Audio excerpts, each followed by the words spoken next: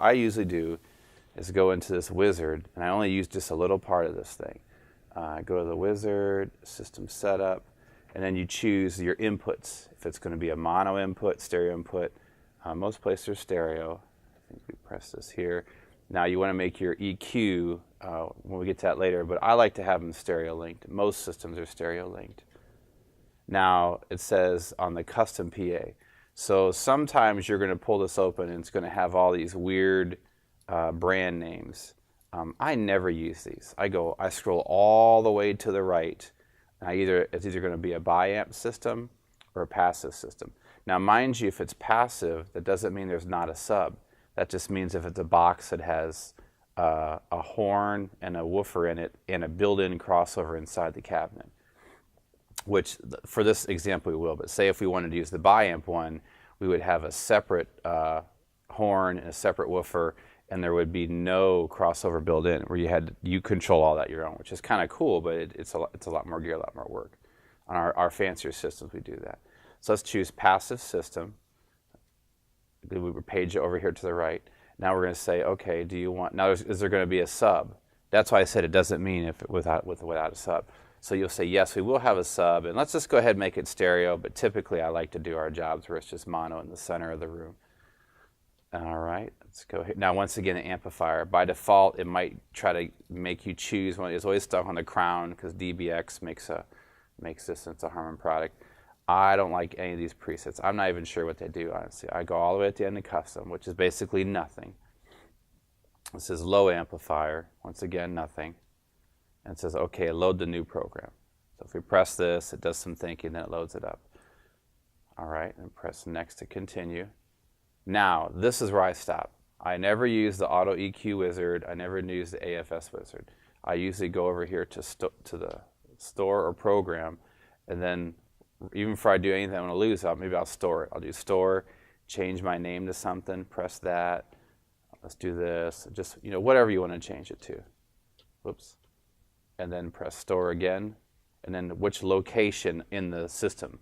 This is user 3, user 4. This is called DJ setup. So we'll store it. So now what we set up, it's just blank though. There's nothing going in and out of it. We just have our custom name, which is weird, and then whatever, and then our location we want to do. So now, and if you look here, it shows you the left and right in, and we have the left and right high output, and we have the left and right low output.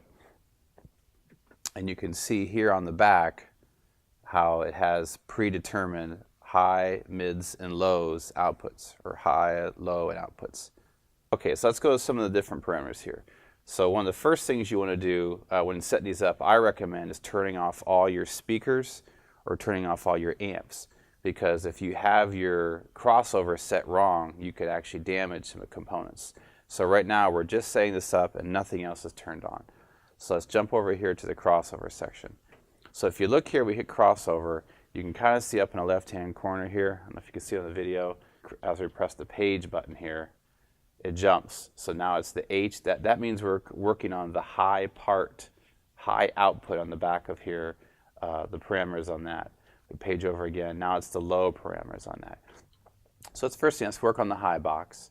If you see here at 100 hertz, that means that it's rolled off down here. No frequencies at 100 hertz or lower will come out of the speakers, which isn't bad. I mean, I like to start with maybe around a 90 or something. And then if you press this knob in, you go over here, these are the different kinds of curves. Typically for a crossover though, this one here is not bad. Maybe on a high, maybe this the LR12 is not a bad one. And then now, so we have that good, and we have some speakers in the air that are high boxes. We don't want any lows going on because we have subwoofers in the system. So we set our crossovers at 90 hertz. So saying 90 hertz all the way up will be in the speaker. We're going to take away everything else because the low stuff, 90 lower, is going to be in the sub. So let's go to that. So let's hit this page button over here.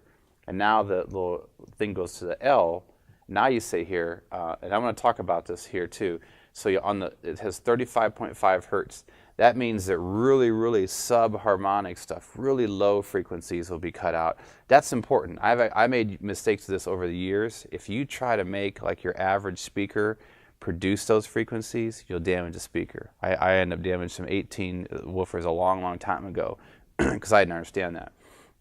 So I usually recommend 30. Sometimes I'll make that 40, actually, because believe it or not, very few speakers can really reproduce 40 hertz accurately. So even though this is a sub, it's meant to do from this low all the way down, we're still technically taking out the very low frequencies. But now the other important measurement is this here. When I hit the page over, now we see that 100 hertz. And this is kind of hard to see on here, but you can kind of see the curve coming down. And you see the highs are here. We cross that over at 90, I change it. I want to change this one down to 92. So in theory, we're matching the two. Where the highs do everything from 20K all the way down to 90 hertz, and we stop there. That's all they're designed to do. And then we're taking the sub and producing the same place we stopped. We're starting back up 90, and we're going all the way down. Keep in mind, at the very end, we're cutting off that really low stuff that they can't reproduce anyways. More of a protection. So the next thing, let's go back to the highs. We talked about the frequency we set and the curve we set. This last button here, the last parameter on the right is pretty handy. That is, if you keep pushing this knob in, you can control that. If you go over here, this is the gain. So for example, say you have an amp set up, and I like to install all of our amps with the volume all the way up so people can't go and change them later. No one ever turns things down, they always turn it up. So what you can do is you use these gain knobs. There's one for the high, because we're on high. If we go over here, right there, press this over, now we're on the low. So now we control the separate output of the low output, like for the subs, and a separate output for the high output, for like the high boxes. Okay, now we're in a kind of a safe place. Maybe now we can turn on our equipment, turn on our amps, and slowly bring music in. And say if we listen to it, and just whatever sub or high boxes, say for some reason we just have, the highs are way too high. So instead of going and turn the amps down, which I don't like doing that, let's go over here and say, okay, the high boxes are just too high.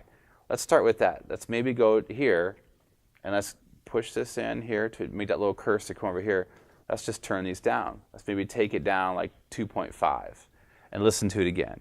And then get that good balance where they kind of have a good blend. And then once you have that, you have a pretty good setting of where your crossover is. And all right, and I think that should cover pretty much everything we need to talk about for the crossover. So let's store our stuff. Once you hit store here, and you can change your name again. And then after that, you choose your destination. We'll just keep this. We don't care. I like to start as we go so we don't mess up. So the next thing after that is I usually jump to the EQ. So the EQ in these is kind of cool. So if you hit the EQ button once, it has a separate parametric EQ for the highs. You press it again, it has a separate one for the lows. And then this is what everyone's used to seeing. It's just like the 31 band, like a graphic EQ. So we'll start with this. So what you have to do, you have to turn it on first. Turn the knob, and then the GEQ turns on, and then I press the page button, and then it says here, this is our first filter. And as we turn this, it says, okay, this is 100 hertz. Now if we press the knob in, move up to the volume, just like in a crossover, now we either boost 100 hertz or we minus 100 hertz. Let's press the button in. Now we're adjusting the frequency again. You can see the little slider moving back and forth. Let's boost this 400, which is usually an annoying frequency, so we probably won't. And say for some reason there's too much 2K in the room. And these settings you'd have to use like some kind of smart or something, or you could do it by ear. We used a couple of different methods for this, but that's the basics. That's how you'd set that up. Now the next thing I like to fiddle with is the compression limiting. Actually, when we deal with processors, there's really only three things that I'm interested in. One is crossover, because you have to separate the highs and lows. Two is EQ, because it's nice to have some good EQ built in the system to compensate for the speakers of the room. But the most important for me on the investment end of it is the limiter and the compressor, so we can protect the equipment. Our clients have situations where they're not professionals that run the equipment. It just might be, a volunteer or whoever. And we want to make sure they can come in. If they make a mistake, they crank something too high, get some really nuclear feedback, we don't damage components. So the compressor and limiters are a big deal for us. And now I want to place some audio in there so you can kind of see how that'll work. So if you look here, I got a mic hooked up here. So check 1, 2. we're not really, it's turn this, hit the compressor button once, and we're not showing any reduction because we're not hitting it hard enough. So let's hit this tab over here. It sees our threshold says plus 20 dB. That means unless we get 20 dB coming into the system, it's not going to compress it. So let's start taking this down. Check, check, check, 1, 2, 1, 2, 1, 2, 1, 1, 1, 1, 1, 2, 1, 2. Now we start seeing it. Check 1, 2, 1, 2, when it starts flashing like that. Now we'll talk about some of these other parameters. So now this threshold, or this ratio down here where it says 1.0 to 1, that's how much the compressor is going to grab the audio. So if it's just 1 to 1, it's just going to pinch a little bit. So when we get below, the audio comes above, that 1 dB, it's just going to start compressing a little bit. Now if we start raising that up, now it's going to do even more. Now if you're using this for protection, if you set this to infinite, that's saying that it will not allow audio to go above 1 dB. Not the best thing to do on this kind of, on a drive rack, or maybe on our higher end processors, we set a limit like that. We call that like a brick wall or more. That's more of a limiting feature. These don't sound very good like that. You actually kind of crunch them. So usually like a 15 or 20 to 1 is a good setting. That'll really kind of protect things going in. So check 1, 2, 1, 2. Oh, there we go. Now we're starting to see it. So let's take this back down. Check 1, 2, 1, 2. There we go. Check 1, 2, 1, 2, check 1, 2. So that line coming across is actually what we're reducing, what we're compressing. We're taking away from the audio. That's a little too much for me. If someone's just talking to a system and we're getting this much, it's a little too much. So it looks like that 0 actually, which is odd, it seemed like it works pretty well. So let's hit the compressor button again. And now what's cool is we can do the same limiting feature on the highs and lows. So let's go to, let's limit the highs, for example. So these are just, this is just the output, this is just the highs, like the high boxes in the air. Check 1, 2, 1, 2, 1, 2, 1, 2, 1, 2, 1, 2, 1, 1, 1, 1, 2, 1, 1, 2, 1, 2, 2, 2, 2.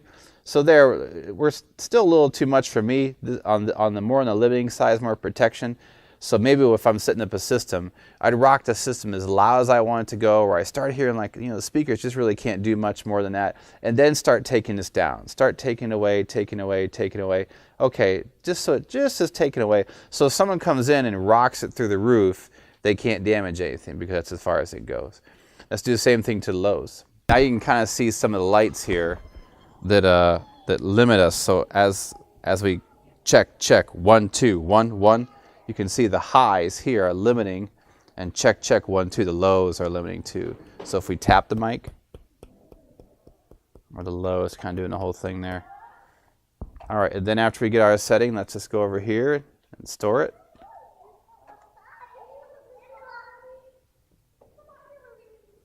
All right, that's a quick video on how to control a drive rack. There's a couple more detailed features in here, but I just want to talk about the basics just so you can get yourself out of trouble if you get in a pinch.